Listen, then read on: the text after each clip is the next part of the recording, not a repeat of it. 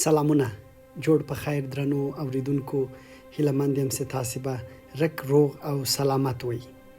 څنګه نو وخت وکړو د کتاب اوریدو ته مو بیا هر کلی کوم. نن دویمه برخه ده، دویم سفر کوي د نوښت درې محرکونه. ځینې وخت خلک ماته وایي چې احساس کوي دوی خلاق نه دي. هغوی ته ډاډ ورکوم چې داسې نوښت سره زیږېدلي چې هیڅ کله نشي کړای له ټول نوښت څخه ګټه واخلي. یوازینی کار چې باید ویې کړي دا دی چې خپل ذاتي نوښت آزاد کړي. غواړم یوه بیلګه وړاندې کړم. فکر وکړئ ځان ته یو کپ قهوه اچوئ او په هغې کې لږه بوره هم اضافه کوئ. لږه یې څښئ، ګورئ چې لا ترخه ده. څه پېښه رامنځته شوې؟ ځواب یې دا دی چې بوره مو له قهوې سره سمه مخلوط کړې نه ده. نوښت هم لکه د بورې په څیر د قهوې د کپ په لاندنۍ برخه کې دی. باید هغه سم مخلوط کړئ چې حل شي او له هر ډول څښاک سره یو ځای شي. 3 لاملونه. نوښت هم لکه د قهوې په کپ کې د بورې حلول دي چې 3 لاملونو په مرسته مخلوطیږي او هغه ټول ستاسې په واک کې دي. په زړه پورې موخې. هر څومره چې خپلې غوښتنې په روڼتیا سره وپېژنئ، د هغه د رسیدلو لپاره مثبت فکر او ډېره لیوالتیا لرئ، نو همدومره به خلاق واوسئ او ډېرې مفکورې به ستاسو ذهن ته راشي. هر څومره چې یو څه زیات وغواړئ، نو د دې احتمال شته چې د نوموړي څیز د ترلاسه کولو لپاره ستاسو خلاقانه طریقې ډېرې شي. په همدې وجه وایي هیڅ داسې کس نشته چې خلاق نه وي، مګر له هغو خلکو پرته چې هیڅ انګیزه لرونکی موخه ونه لري. یوه موخه وټاکئ او که چیرته هغه مو ترلاسه کړه، نو ستاسو پر ژوند به ډېر زیات مثبت اغیز وکړي. هغه په داسې روڼتیا پر کاغذ ولیکئ چې ان پرې یو ماشوم هم پوه شي. د دې درک کول چې ډېر د کوم څیز غوښتونکي یاست. موخو ته د رسیدو د محرکې مفکورې له ډلې دی. سختې ستونزې. لویې ستونزې د ډېر نوښت ته د رسیدلو لپاره ښه محرکونه دي. که چیرته داسې ستونزه یا ځنډ وي چې تاسې نه پرېږدي هغه څه چې تاسو ته ډېر اړین دي لاسته راوړئ، نو پر دې پوه شئ چې تاسو کې داسې حیرانوونکی نوښت او وړتیا شته چې کولی شئ هغه له منځه یوسئ. د تفکر لپاره روڼتیا زیات اړین دی. د ډېر روڼتیا د ترلاسه کولو طریقې دا دي. لومړی خپل اصلي او فرعي موخې معلومې کړئ. کوم څیز د خپل ژوند په ځانګړې برخه کې غواړئ. وروسته له خپل ځان څخه وپوښتئ ولې مې مخکې دې موخې په اړه فکر نه و کړی؟ ولې مخکې هغې ته نه وم رسېدلی؟ بیا وپوښتئ په هغو ټولو خنډونو کې چې زما او زما د موخو د ترلاسه کولو په منځ کې دي کوم لامل لوی او اړین دی. کله چې هغه خنډونه او لویې ستونزې چې ستاسو د موخې د نه ترلاسه کولو په لاره کې دي معلومې کړئ، نو ستاسې ذهن به پرله پسې د داسې مفکورو د رامنځته کولو په هڅه کې وي چې هغه حل کړي او له منځه یوسي. متمرکزې پوښتنې. د هغو پوښتنو پوښتل چې تاسې او نور مجبوروي ترڅو د شته شرایطو په اړه ژور فکر وکړئ. د نوښت اصلي محرکونه شمیرل کیږي. جیم کالینز په خپل کتاب کې له ښه نه تر عالي اشاره کوي چې د غوره شرکتونو یوه نښه دا ده چې اجرایي مدیران بېرحمانه پوښتنې له خپل ځان څخه داسې پوښتنې پوښتي چې هغوی مجبوروي ترڅو د شته شرایطو په اړه ژور فکر وکړي. پیټر ډراکر په خپل مشهورې جملې کې وایي زه سلاکار نه یم، بې پروا غږېږم، ځواب نه ورکوم، یوازې له خلکو سختې پوښتنې پوښتم چې باید هڅه وکړي. داسې ځوابونه ومومي چې یوازې تاسې ته ځانګړي وي. په دې کتاب کې د داسې پوښتنو مجموعه زده کوئ چې کولی شئ د خپل نوښت په آزادولو ترې کار واخلئ. هغوی ته ځواب ورکړئ. دا پوښتنې تاسو ته دا امکان درکوي چې د یوې موضوع ژورو ته لاړ شئ. هر څومره چې پوښتنې دقیقې او متمرکزې وي، نو ستاسې خلاق ذهن به داسې ځوابونه وړاندې کړي چې ډېره استفاده کیږي. د فرضیو ازمېښت. یو له هغو لارو چارو چې په تاسو کې نوښت پیدا کوي د فرضیو ازمایل دي.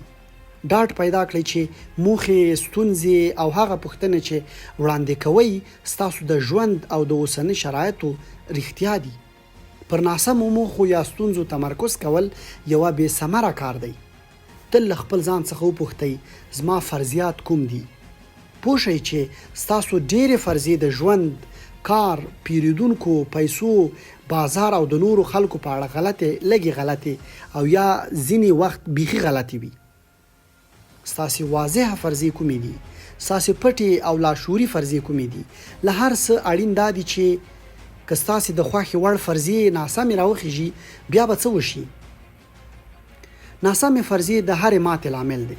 هر کله چې له ستونزو، مبارزو او جدي سختیو سره مخ شوئ نو له خپل ځان څخه وپوښتئ زما فرضیې کومې دي؟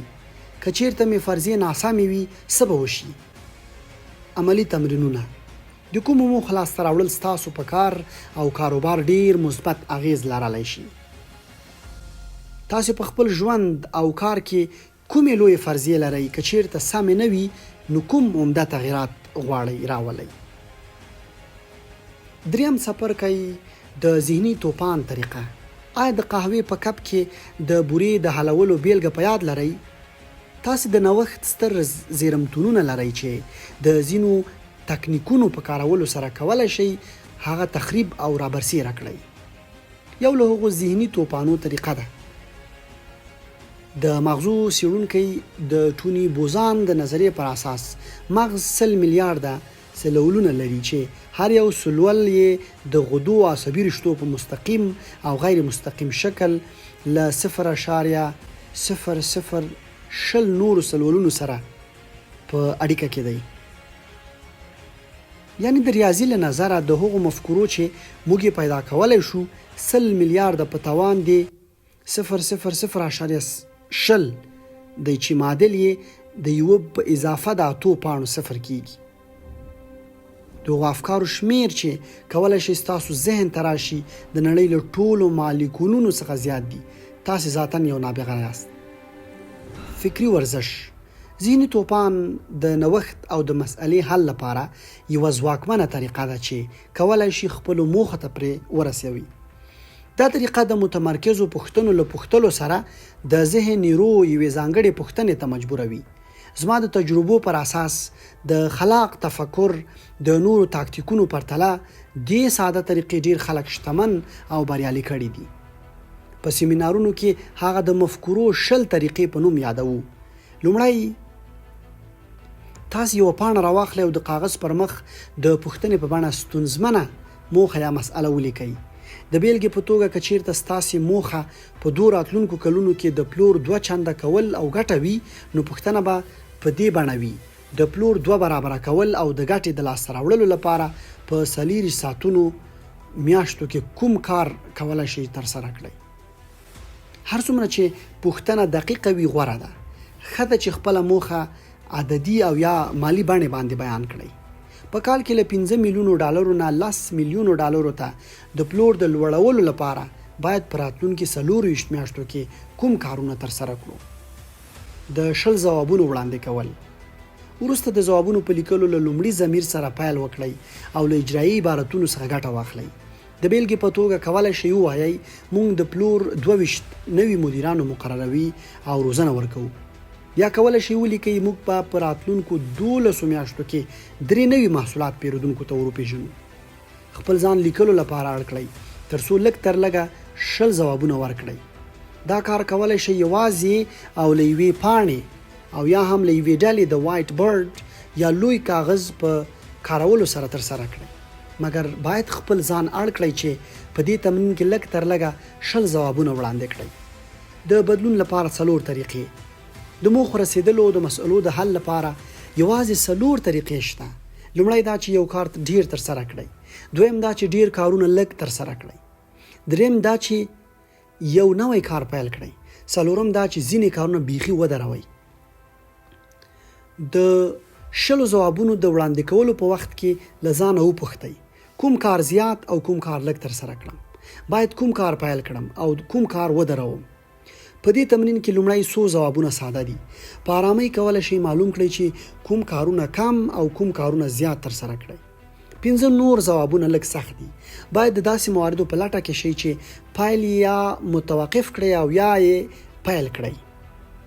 لسم وروستي ځوابونه له ټولو ستونزمن دي او ځینې وخت 20 ځواب دومره سخت شي چې احساس کوئ باید تسلیم شئ. مګر باید خپل ځان مجبور کړئ چې لږ تر لږه 20 ځوابونه ولیکئ. ډیری وخت 20م ځواب ډیر ذهني هڅې ته اړتیا لري. تقدیر جوړونکی ځواب دی چې ټول کاروبار یا شخصي ژوند په بشپړ توګه بدلوي. څومرهوالی او له څرنګوالي اړین دی. هر ځل چې ځواب ترلاسه کوئ او هغه یاداښت کوئ، په هماغه کچه د خپل نوښت وړتیا آزادوئ او پیدا کوئ. د څرنګوالي تشویش مه کوئ، یوازې څومرهوالي ته پام وکړئ. هغه لومړنۍ مفکوره چې ستاسې ذهن ته درځي ولیکئ او بیا د نوموړې مفکورې ضد هم یاداشت کړئ. وروسته د دواړو مفکورو ترکیب هم ولیکئ. آن خندا لرونکي ځوابونه هم ولیکئ. یوازې خپل ځان اړ کړئ چې لږ تر لږه 20 ځوابونه ولیکئ.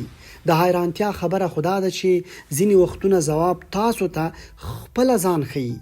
زما ډیری زده کړیالانو دې پایلې ته رسیدلي چې دا طریقه د هغو مسایلو د حل لپاره چې 6 یا له 6 میاشتو زیات پکې اخته وي ډیره ګټوره ده. بیړنی اقدام: کله چې خپل ځان ته مو 20 ځوابونه ورکړل، هغه بیا ځلې وګورئ او لږ تر لږه هغه یوه مفکوره چې غواړئ ژر ترسره کړئ وټاکئ. کله چې یو مفکوره ژر تر سره کړئ نو خپل نوښت په جریان کې ساتئ. که چیرته هر سهار مخکې لدې چې کار پیل کړئ دا تمرین تر سره کړئ، تاسو به وګورئ چې د ورځې په لړ کې به خلاق فکر وکړئ. دا تمرین تر سره کړئ، تاسو به وګورئ چې د ورځې په لړ کې څومره خلاق فکرونه تر سره کوئ او سم لکه داسې چې هر ورځ تاسو ورزش کړی وي. ټول ورځ به تاسو تازه او هوښیار وئ. د خلکو لپاره یو ستونزمن کار د یو نوي یا متفاوت کار تر سره کول دي. کله چې یو فوق العاده مفکوره وړاندې کوئ، باید په بیړې سره د مفکورې پر عملي کولو پیل وکړئ. خنډ او تنبلي مه کوئ. ستاسو ذهن ته به داسې لیدونه او مفکورې راشي چې هم به تاسې او هم به ستاسې د شاوخوا خلک حیران کړي. عملي تمرینونه: همدا نن خپله لویه موخه یا مسئله معلومه کړئ او هغه د پوښتنې په بڼه پر یوې پاڼې باندې ولیکئ. خپل ځان وګمارئ چې 20 مفکورې یا ځوابونه په یو وار سره پرته له وقفې او ګډوډۍ وړاندې کړئ. پاتې برخه به بیا شي.